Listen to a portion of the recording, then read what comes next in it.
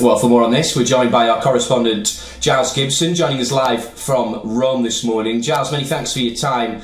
Some quite surprising results in those elections. Give us your overall assessment and potentially what happens from here.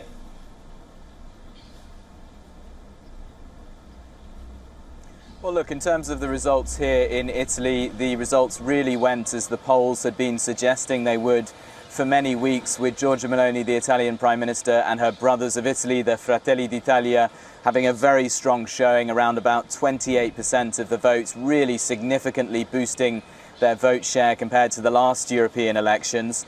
We saw the opposition Democratic Party getting about 25% of the vote, so their leader, Elly Schlein, will be pretty satisfied, I think, with that result, still trailing Giorgia Meloni, though.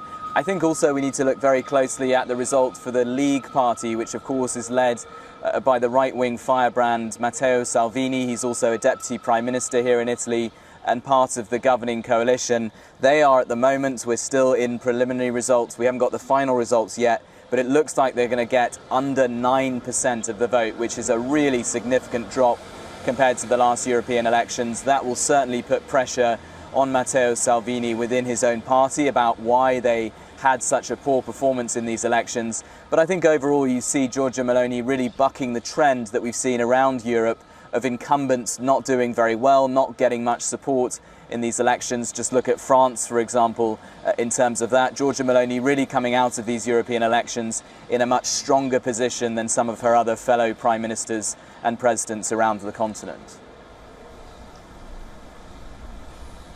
Well, Giles, you mentioned France there. That was obviously one of the key focuses of the results. Give us your assessment on the wider story in France and elsewhere in Europe.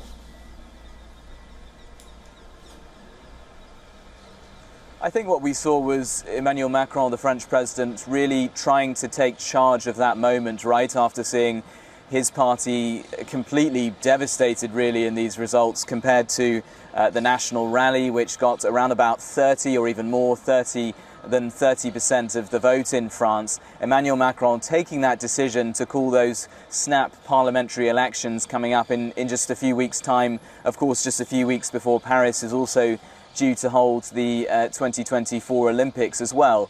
There is absolutely no doubt that this is a bit of a gamble for Emmanuel Macron because, yes, on the one hand, I think he'll be considering that people do vote a bit differently in European elections compared to national elections. So the trend that we generally see is that people kind of vote more for some of the fringe parties in European elections. They see it as a way that they can protest vote in some senses, and then in national elections they tend to move back towards some of the more kind of traditional power centres. So that is the gamble that I think Emmanuel Macron is taking on the one hand. On the other hand, of course, you could see the Rassemblement National, the National Front, the National Rally rather, moving forward and taking a similar vote share in those national elections, and then you could see a scenario where Emmanuel Macron for the rest of his term has to be working with a far-right prime minister, which would be a historic first for France.